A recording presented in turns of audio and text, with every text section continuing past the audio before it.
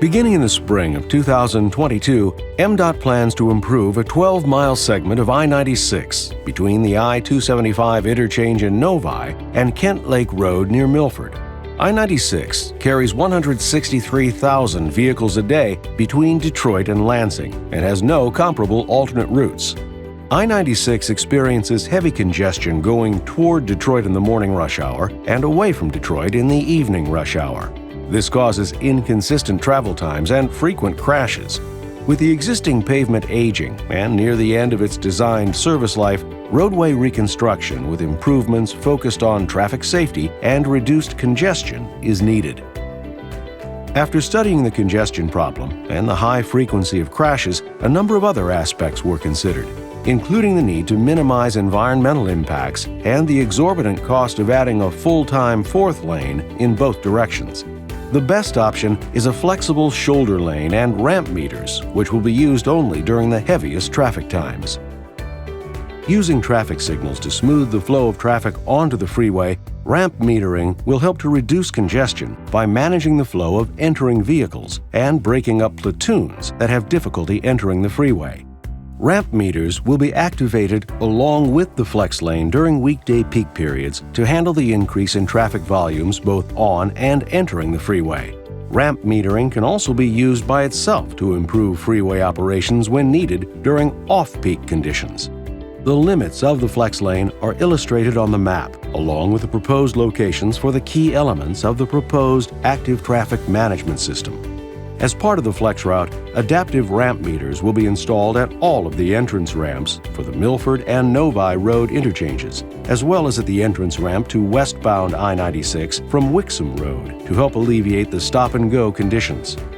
Each ramp meter installation will consist of 2 ramp-metered when flashing signs to let drivers know that the ramp meter is active, vehicle detectors to control the release rate of the ramp meters and avoid long queues, 2 form 2 lanes when metered signs, instructing drivers to queue in 2 lanes as they approach meter signals. Ramps will be striped for a single lane, and vehicles will drive on or close to the lane lines to form 2 lanes when meters are in operation.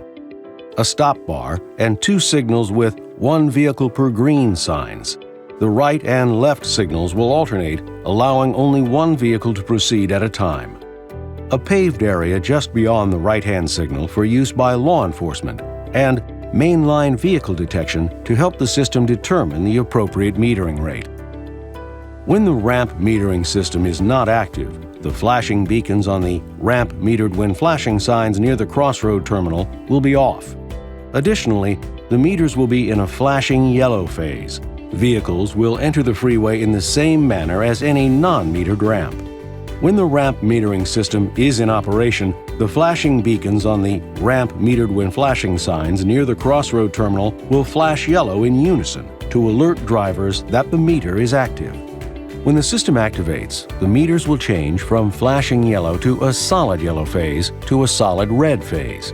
The meters will then begin to alternate green phases until the ramp metering is no longer needed. At that point, the ramp metering system will be deactivated and the meters will return to a flashing yellow phase. It is expected that ramp metering will improve safety within the project corridor by helping to reduce mainline rear-end crashes by alleviating the onset of stop-and-go conditions and helping to reduce merge crashes by breaking up vehicle platoons. Used in conjunction with the flex lane, ramp metering is also expected to improve travel time reliability by improving travel time consistency and reducing the duration of the peak period. 18 other states and Washington, D.C. have successfully deployed ramp metering to help improve the same traffic conditions experienced by drivers of the I-96 corridor every day. While results can vary, data suggests that travel times improve by at least 20% with the installation of ramp metering. The Michigan Department of Transportation thanks project stakeholders for their valuable input during the project development process and will continue to coordinate with local agencies and businesses throughout construction. For the latest project information and to provide your input, please use these resources.